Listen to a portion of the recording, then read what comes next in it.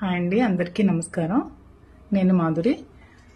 యాక్చువల్గా డాక్టర్స్ కొంచెం హెడాక్గా ఉంది అని చెప్పి కొంచెం రెస్ట్ తీసుకోమన్నారు.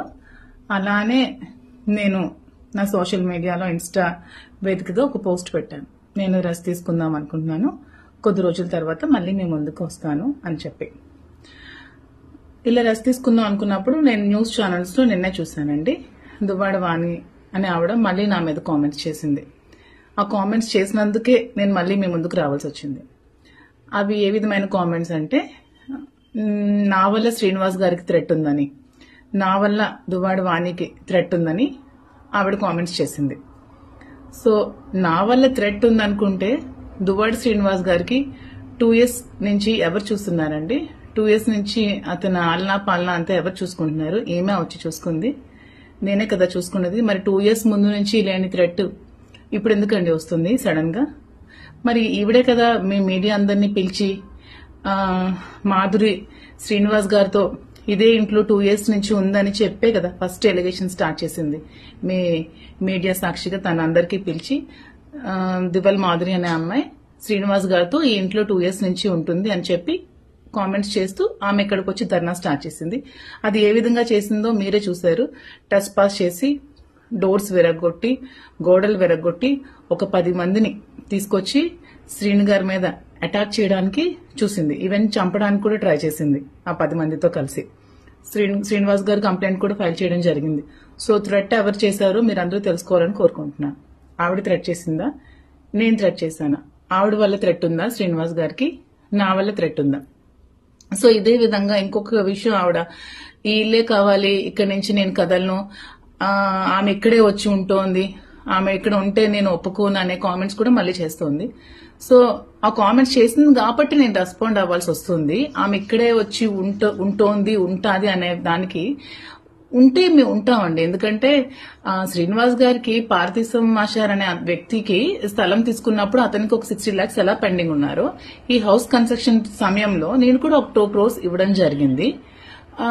వాళ్ళ బ్రదర్ కూడా ఇచ్చారంట, అది నాకు సరిగ్గా తెలియదు. వాళ్ళ బ్రదర్ కూడా అమౌంట్ ఎంతో హెల్ప్ చేశారని చెప్పడం జరిగింది శ్రీనివాస్ గారు. సో నేనెప్పుడు డబ్బులు తిరిగి ఆశించి అతనికైతే నేనెప్పుడు ఇవ్వలేదు.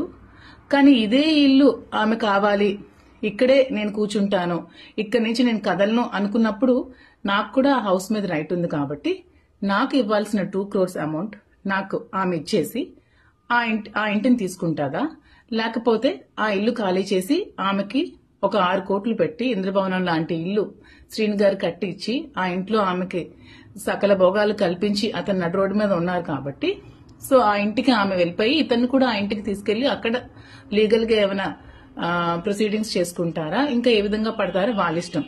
అంతేగాని ఇదే ఇల్లు కావాలి, ఈ ఇంటికి నేను వెళ్ళాలి అనుకుంటే నేను కూడా మీ మీడియా అందరినీ పిలిచి మీ మీడియా సాక్షిగా నేను కూడా ఇంటికి రావడం జరుగుతోంది. యాక్చువల్ గా నేను ఎప్పుడు కూడా నేను మీ ముందు ఇంతవరకు బయటపెట్టలేదు నేను శ్రీను గారు నాకు డబ్బులు ఇచ్చాను, అగ్రిమెంట్ చేసుకున్నానని. కానీ శ్రీను గారు యాక్చువల్ గా ఎప్పుడు ఎవరు అమౌంట్ ఉంచుకునే వ్యక్తి కాదు. అందుకని అతను ఎప్పుడైనా నాకు ఉన్నప్పుడు నీకు ఇచ్చేస్తానని చెప్పి నాకు చెక్స్ ఇవ్వడం జరిగింది. ఇదిగోండి ఈ చెక్స్, ఇవి 50 lakhs ఒకటి, ఇది కూడా 50 lakhs, ఇది 450.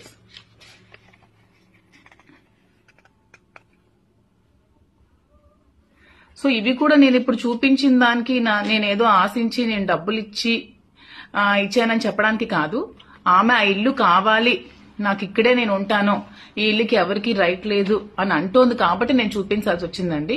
సో ఈ అమౌంట్ నాకు క్లియర్ చేసేసి ఆమె ఇల్లు తీసుకుంటుందా, లేకపోతే ఆమెకి శ్రీనివాస్ గారు ఇచ్చిన ఇంటికి వెళ్లి శ్రీనివాస్ గారితో ఏమైనా లీగల్ గా ప్రాబ్లమ్స్ ఉంటే తేల్చుకుంటుందా? సో మీరే ప్రజలే డిసైడ్ చేయాలండి. సో ఇంకా నేను కూడా ఇంకా ఈ ఎలిగేషన్స్ ఏమి చేస్తే నేను కూడా ఇంకా రేపు వెళ్లి మీడియా వాళ్ళని కూర్చోబెట్టి నేను కూడా అక్కడ కూర్చుంటాను. నాకు ఇవ్వాల్సిన అమౌంట్ వచ్చినంత వరకు నేను కూర్చుంటాను. ఇది త్వరగా క్లియర్ చేసుకుంటే మంచిదండి. దీన్ని రాజకీయ ఉద్దేశంతో ఇంకా ప్రొలాంగ్ చేసి ఇంకా చేయాల్సిన అవసరం లేదు. ఇది అందరూ తెలుసుకుంటారని కోరుకుంటున్నాను. Thank you so much.